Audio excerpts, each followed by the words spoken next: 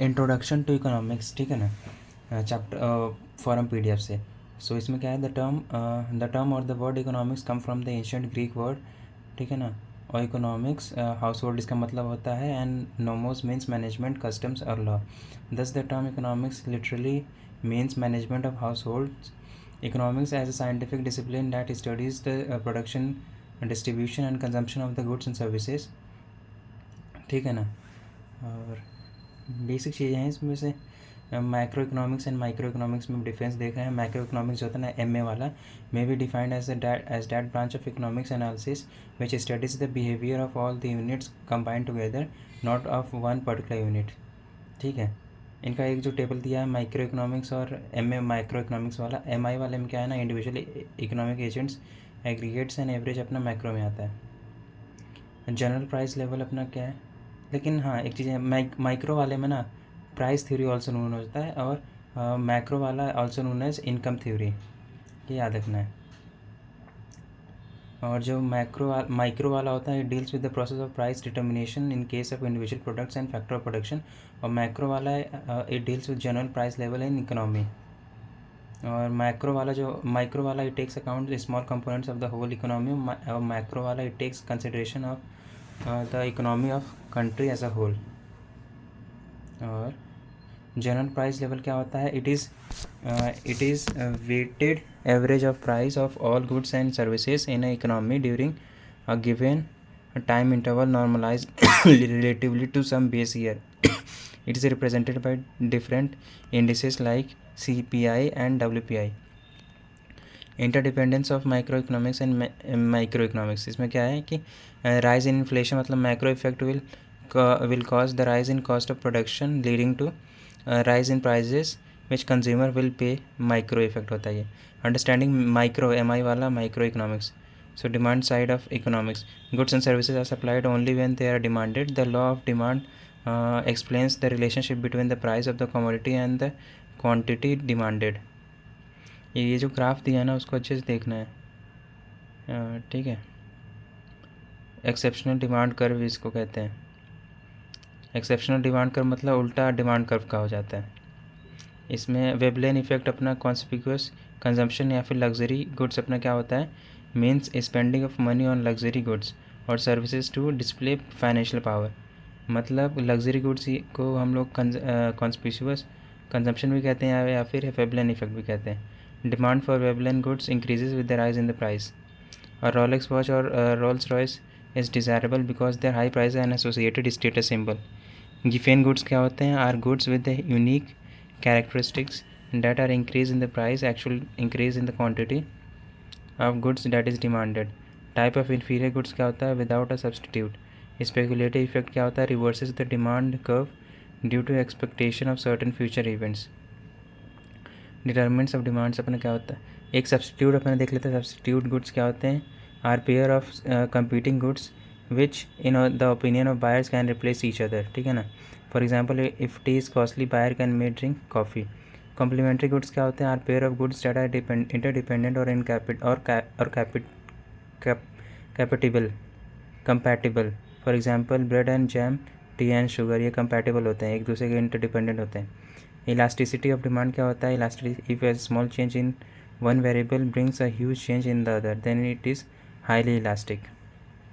Perfectly elastic demand क्या होता है, the demand is said to be perfectly elastic when a slight change in the price of the commodity causes a infinite change in the quantities demanded. ये भी याद रखना है। For example, different vendors, fruits, vegetables on a street keep almost same prices. If anyone increases the price, people tend to move a different vendor. So the vendor who increases the price faces a perfectly elastic demand. इसमें देख लेना है कि ये vertical जा रहा था, मतलब वर्टिकल नहीं जा रहा था, वही है।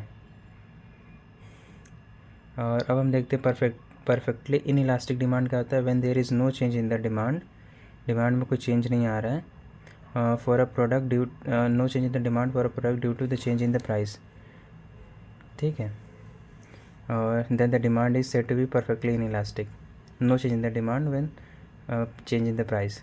For example whatever with the price of the stable food of the wheat and rice will have similar demand as it essential demand is inelastic. Relatively elastic demand अपना क्या होता है, the demand is relatively elastic when the proportionate change in the demand of for a commodity is greater than the proportionate change in its price। ये याद रखना है। Relatively inelastic demand क्या होता है, when proportionate change in the demand of the product is less than the proportionate change in the price, the demand is said to be relatively inelastic।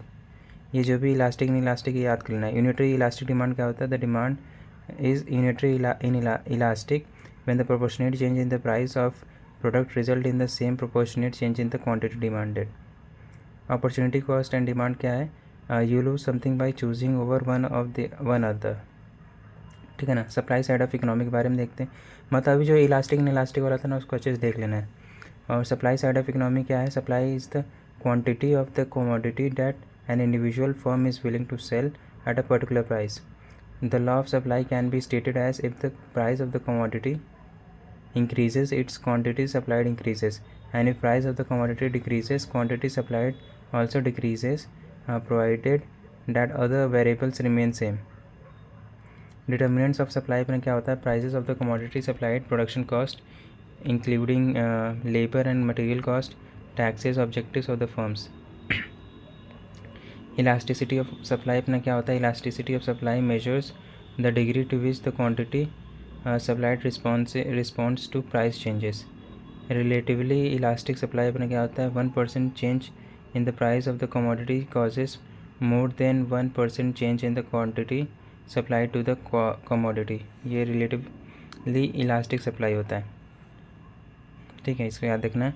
Unitary elastic supply अपना क्या होता है, the coefficient of elastic supply is equal to 1% change in the price of the commodity changes the equal change in the quantity supplied of the commodity। relatively inelastic supply अपना क्या होता है, 1% change in the price of the commodity causes less than 1% change in the quantity supplied of the commodity। perfectly inelastic supply अपना क्या होता है, 1% change in the price of the quantity causes no change in the quantity supplied of the commodity। perfectly elastic supply अपना क्या होता है, 1% change in the commodity causes an infinite change in the quantity supplied of commodity। याद रखना है। Perfectly elastic perfectly inelastic demand supply दोनों देख लेना है।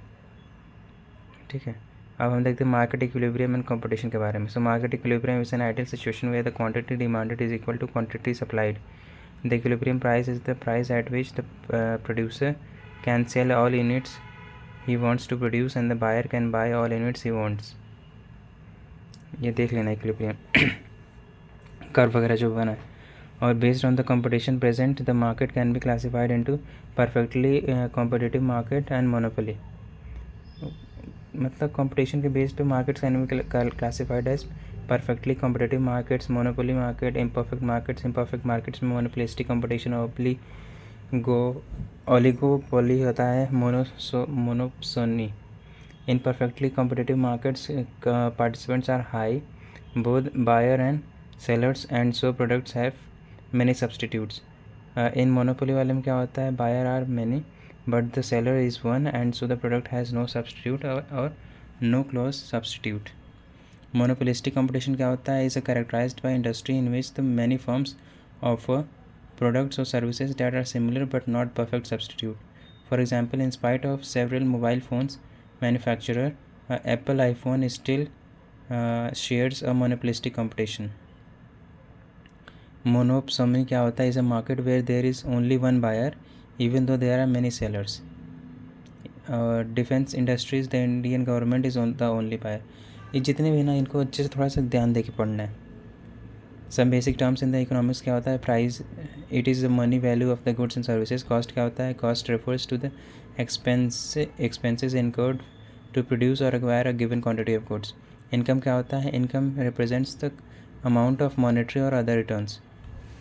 ठीक है, और an items that will not pass through any more stages of production और transformation is called final goods. अब कंजम्पशन गुड क्या होता है, goods like food and clothing and services like recreation that are consumed when purchased by the ultimate consumers are called consumer goods और consumer goods, consumption goods और consumer goods. Capital goods क्या होता है? Goods that are used in production process. Production process में capital goods क्या होता है? For example tools, implements and machines. There are also the final goods but not the consumed ultimately. Capital goods gradually undergo wear and tear. Consumer durables क्या होता है? Commodity that does not undergo wear and tear quickly.